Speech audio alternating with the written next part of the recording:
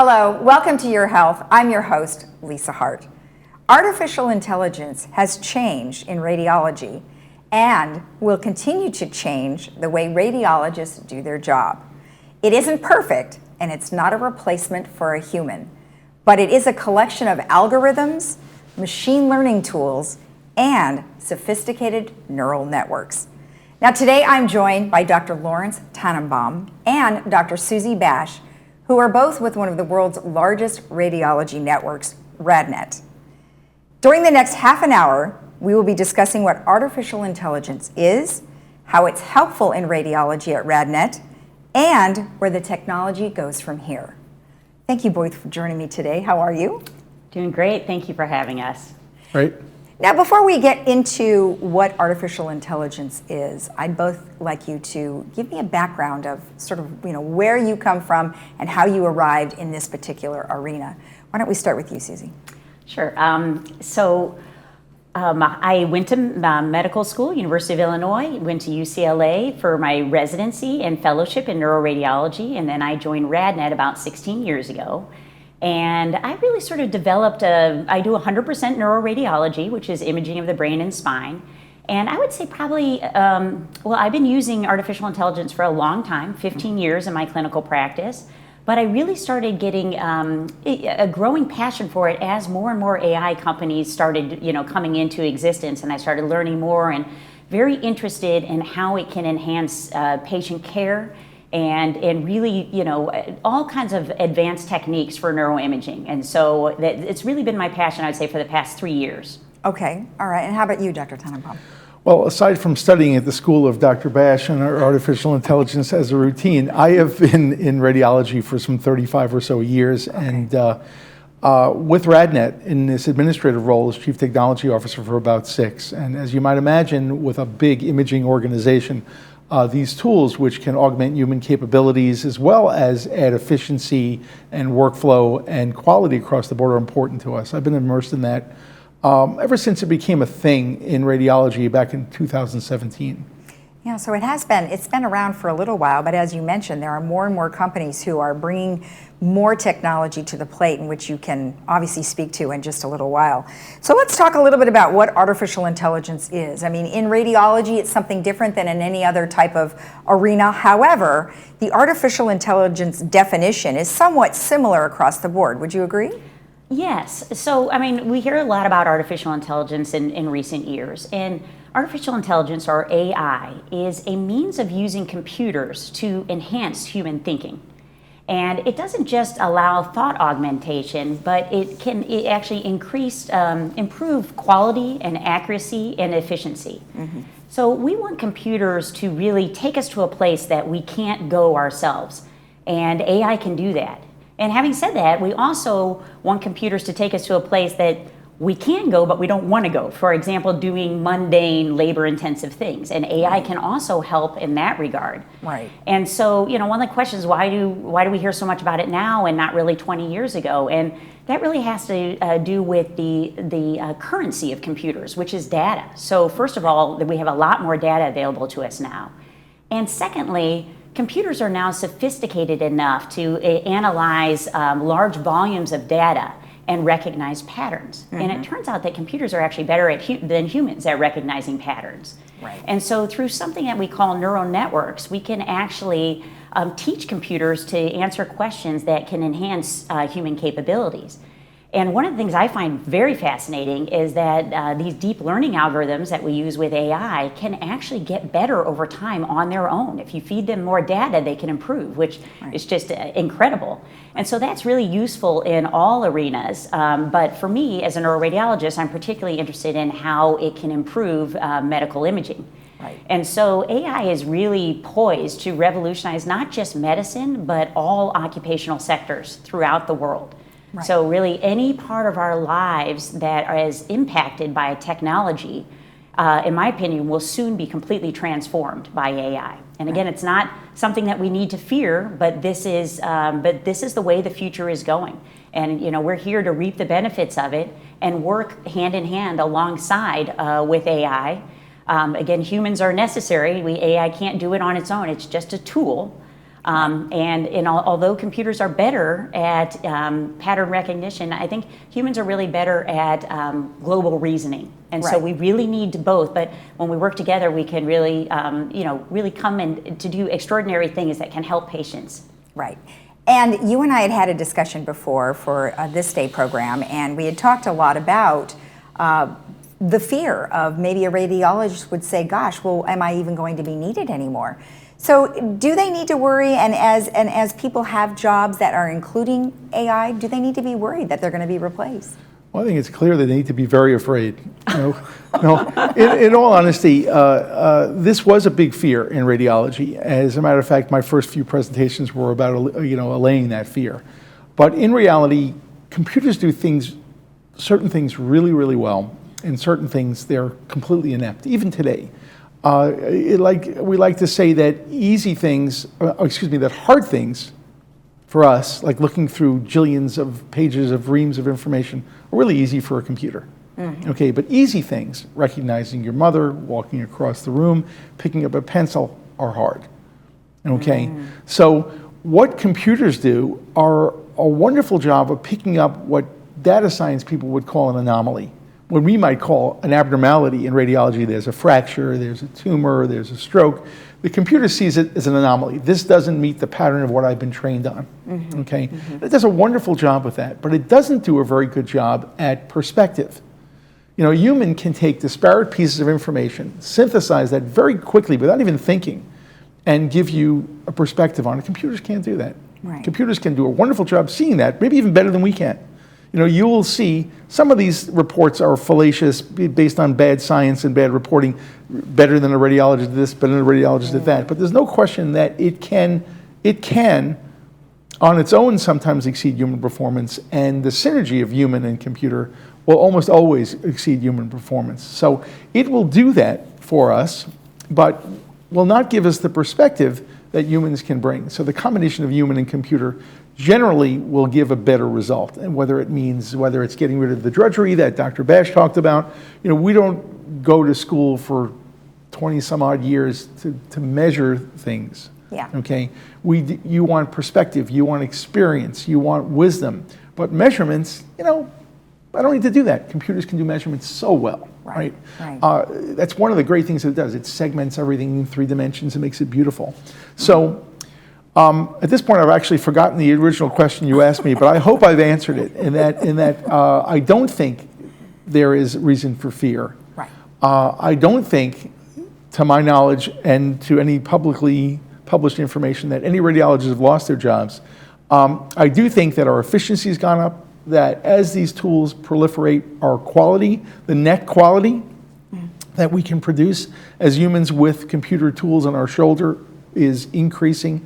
And I do think that it will be better for patients, but ultimately also better for practitioners. And it's not just radiology. It happens in cardiology, in dermatology, in any field where there is data to analyze. These tools will help. Well, and that's something that you and I had discussed before. So you touched on efficiencies. Something you had mentioned before was that it could take less time now to read a report, and then the patient would know quicker, right, of the results. That's correct, yes. And there's efficiency in different, we can talk about efficiency from different angles. So one component that AI can do, for example, we work with a company called Subtle Medical, and GE also has a very similar AI product that we use as well. But this particular AI product will allow the patient to be scanned much faster. So really 40 to 70% faster. And as we all get imaging over time, most all of us have had a CT or MRI at some point in our lives, and then multiple people will have a lot of them. It's very important for the patients to be able to get in and out quickly, because it's not really a pleasant experience to be having to lie still for 20 minutes. Mm-hmm. And so to use an AI product that allows us to go much faster is a win for the patients, and that's one of our primary focuses. But on the other hand, this AI tool doesn't just allow us to go faster, but it improves the image quality. So that's a win for the radiologist, and actually can help them make a better or more accurate diagnosis that can impact patient care and treatment plan. So the AI tool really allows us to do both of those. And then in this particular instance, it would also be a benefit to the imaging center as well, because if you can scan the patients twice as fast, then you obviously can see more patients a day. So patients don't have to wait as long for their appointments, they can get in quicker. Right. So that's just one AI tool, but that's a very, very useful tool. In fact, I think that particular kind of AI tool using deep learning will be used in the future in every radiology center throughout the world. Mm-hmm. I mean, I don't know if Dr. Tannenbaum agrees, but I see it going that way because I really don't see any downside to having better image quality and scanning patients faster. So when you mentioned that you've been giving talks about this, what have been the concerns that come to you? Are they coming from the radiologists themselves, or are they patients, or who is that exactly concerned? Yeah, it's such an interesting question. Yes, the initial fears were coming from radiologists, but I think that has now been completely supplanted with a fascination and looking for opportunities to leverage this technology. Okay. For patients, I think this is I think it's all a good thing. I think you heard a really quite encyclopedic discussion from Dr. Bash in terms of what she sees as the primary benefits, and I really couldn't agree more, but there are other little things along the way that computers can do, and they're already doing sort of in the background, making sure that the exam that is requested is really the right exam in different circumstances. Clarifying insurance information before you show up in the office so you know exactly what your copay has to be, rather than dealing with uncertainty. All the way through the end of the process where the report comes out and you're reading it as a patient and you're bewildered by it because the technical language is so arcane.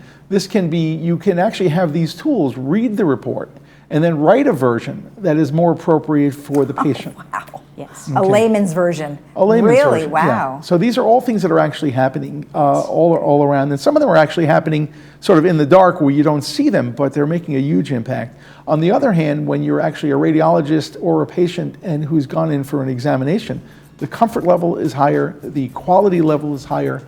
It's really a big win. The piece that we really haven't discussed are the ones that affect diagnosis, and I'm looking forward to talking about that as well. But aside from the ones that actually help you interpret the image, it's like a virtual fellow working with you on your side, the other pieces are just as impactful. Okay, great. All right, we're going to take a break right now, but when we come back, we're going to talk more about how artificial intelligence is used at Radnet, so stay tuned.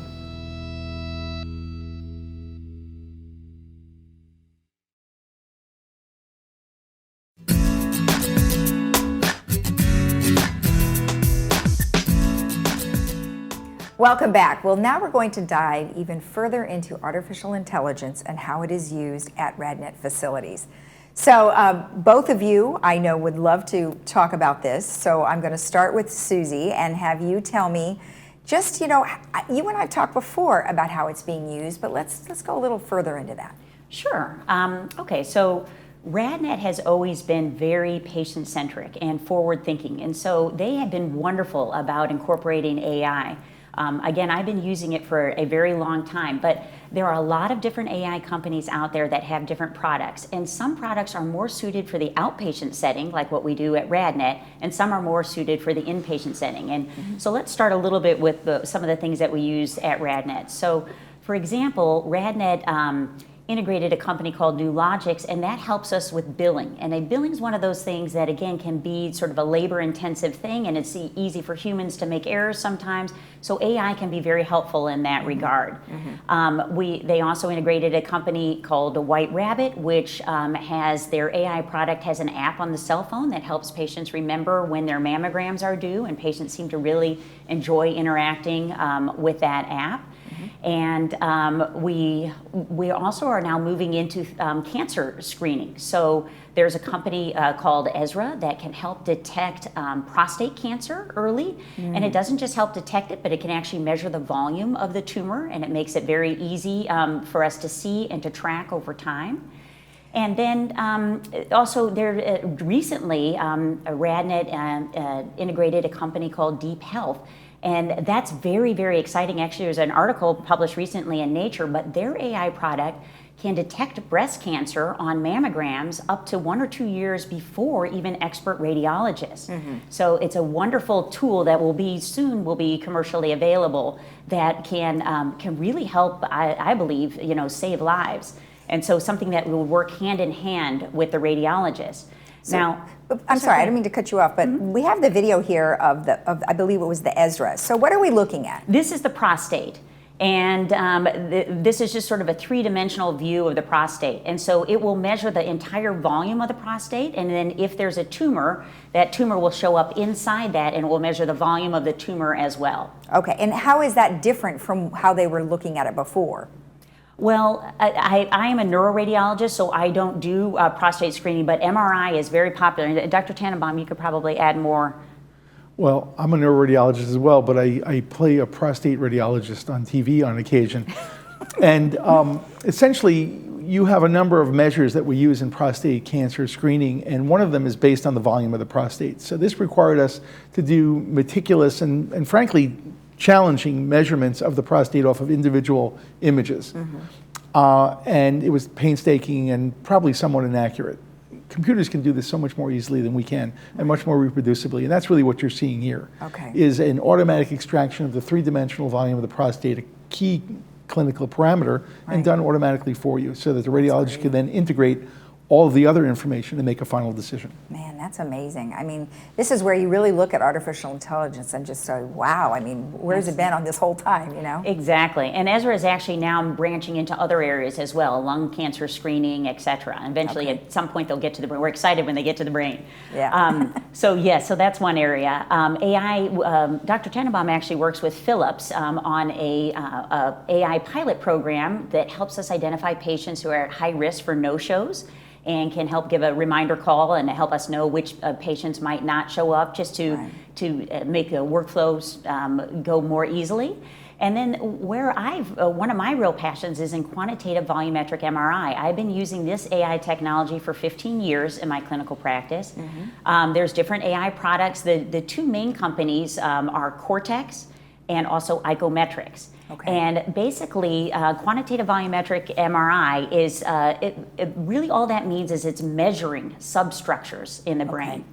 And so we use this in evaluation of patients with dementia and seizures, multiple sclerosis, and traumatic brain injury. Okay. And then they're also moving now into neuro-oncology settings where it can measure brain tumors, and Icometrics is also working on a stroke product as well. Okay. But I can give you sort of an example of how this works. So, you know, all of us as we get older, unfortunately, develop some memory loss. And what we'd like to know is that just normal, commensurate with age, or could we potentially, is it getting serious enough that we could potentially be developing a neurodementia syndrome like Alzheimer's disease? So this kind of software will segment certain structures that are pertinent for memory loss, which is the hippocampi, and measure the volume of those structures, and then compare that to a large normative database that is age and gender based. And so you know whether that degree of brain volume loss is statistically significant for age or not. Right. So if you're outside of 2 standard deviations from the mean, that might be an indicator that you're developing a neurodementia syndrome. And that's actually very helpful, because as radiologists, when we read these images, sometimes it's really hard to know. It looks like I see some volume loss in this area, but I don't really still know if that's within normal limits or not. Right. And now in multiple sclerosis patients, we can also use this technology. Patients with multiple sclerosis get plaques, white matter plaques, scattered throughout the brain. And this technology can measure the volume of those plaques, which is wonderful when you're tracking over time. And all MS patients come back every year for another MRI. And once you get into over 100 plaques, you know, it's very hard to tell, is this one slightly larger? Is this one getting better? And the AI technology does it immediately for you. So that's a place that can really save time. We talked about efficiency. Yeah. That can really, in fact, studies have shown that will save time. And then we also talked about automated reporting. So these quantitative, both Cortex and Icometrics, can give a summary report that explains all the findings that it has very easily, and then you can integrate that into your report. That saves the radiologist time, and it allows the patients to have the same wording and tracking over time. I know my volume of plaque was, 4 milliliters this year, and now it's 5 milliliters this year, and so you get an idea of progression and whether you need to actually alter treatment. Right. And then one of the other companies that we talked about was Subtle and GE that, again, allow us to image faster, and that's a very important, and actually Dr. Tannenbaum has been really integral in bringing that into Radnet. Okay. And so those are some of the AI products that we use. In speaking to that, how do you come across some of this technology? Is it brought to you? Is it something that you read about, or are you actively searching for it? Well, it's a combination of things. You are actively searching for the best in class, what's going on out there. A lot of times these things show up in publications.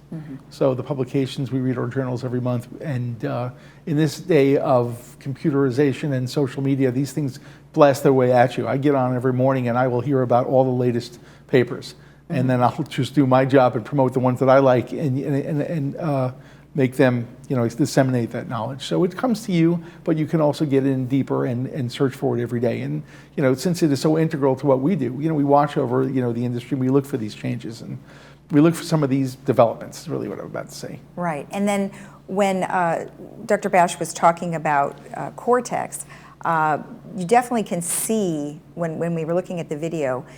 What you mentioned earlier was that the measuring, this does so much a better job of measuring. Would you also agree with the cortex technology as well? Oh, there's no question about it. We can look at an image, and which is complicated, right? Those studies you saw might have 150 slices, and our brain says, well, we learned what is normal, and then we build a basic feeling for variations on normal. And many times that basic feeling is going to ignore subtle findings. On the other hand, a computer could say, you know what? There's a subtle finding here, there's a subtle finding there. We actually can see these findings. They're not quite as subtle when you compare them against a normative population. And this is a pattern of abnormalities that points you at something that could indicate something else is going on. Okay. So while our brains tend to reject subtle findings as being within normal limits, computers can sometimes correct that assumption and say, you know what, this is a pattern of abnormalities you need to look at because it could mean this. And I'd like to add one point to that. Just part of being human, there's a very subjective nature to all personalities that you meet. It's the same with radiologists. So one radiologist may look at the same brain and say, okay, I see some temporal lobe volume loss, but I think it is commensurate with age. And another radiologist say, this looks suspicious for a possible emerging neurodementia syndrome. So a key part of this technology that we've been using for 15 years is that it eliminates that radiologist's subjective component. And I can tell you that as a neuroradiologist, as my main referrers are neurologists and neurosurgeons, they very, very much appreciate having a quantitative measure and taking out that subjective component. They want all radiologist reports to kind of be in alignment with what's happening on the films, and AI helps us to do that. Okay. And it actually makes me a better neuroradiologist, because since I always run it through this software, now I actually am better at that. My subjective component has diminished because I've seen so many times when we get to this amount of brain volume loss, this is going to end up being statistically significant. Whereas someone that's never had the benefit of using that doesn't really have that, sort of baseline to compare to. Okay. So in closing, what I would like to do, we have just a couple minutes, is, where are we going with this? Where are we going with it? It's an interesting question. We certainly will follow the current trends that are going on, where it's becoming more and more ubiquitous in day-to-day practice. It's becoming more and more essential. There is an awareness that this is increasing quality and improving care. We heard some examples beforehand how it's improving the patient experience. So where was I going with this? What I would say is the future will almost certainly hold that no human will look at an imaging study, whether it's an EKG or an EEG or a medical imaging study from radiology before a computer has had a chance to look at it. And they may register the images between the old visit and the new visit so you get your most sensitive thing for change. Or it will already have highlighted things that it thinks are abnormal for you to see. Or, as you heard earlier, it will do all the measurements, so I can say this thing was 30 cc's in volume before, and though when you look at an image it isn't much change, but when you look at it in all three dimensions it's now 50 cc's. So what might have been no significant change now becomes, aha, I now detect this change early. So one of the aphorisms that you'll hear, and I think this is really sound, is that we will probably not open and look at an imaging study before a computer has seen it and has prepped it for us, has arranged it for us, is highlighted it for us, and then we can let human intuition and wisdom and experience finish the process. Okay. Anything to add? Yeah, I agree with everything he said. And I also wanted to comment on, we talk about things that we use at Radnet, but hospitals use different AI products that are more geared towards urgent findings. And that's very important. That is going to keep growing. So for example, these AI apps that are out now can actually detect where the blood clot is in stroke patients. Right. And studies have shown that the faster we can detect that and get the patient on a table for a clot retrieval device, it actually really does impact morbidity and mortality. It can save lives. Right. Those kind of triage apps are just going to keep growing. We have apps that, again, detect spine fractures, apps that detect blood clots in the lung, pulmonary embolism, that detect brain bleeds. And these are all very important AI tools, But when it comes down to stroke, I mean, if every minute you go without blood flow to your brain, you lose 1.9 million brain cells. Wow. So you can see why it would be so important throw the AI tool on first, find where the clot is, and get the patient treated to save as much brain tissue as we can. It's simply amazing. I thank you so much for enlightening us on what it is and where this is going. Thank you. Welcome. My pleasure. Thanks for having us. You're welcome. And if you would like more information about artificial intelligence and how it is used at Radnet, please visit radnet.com. Thank you for joining us, and please stay with us next time as we learn more about your health.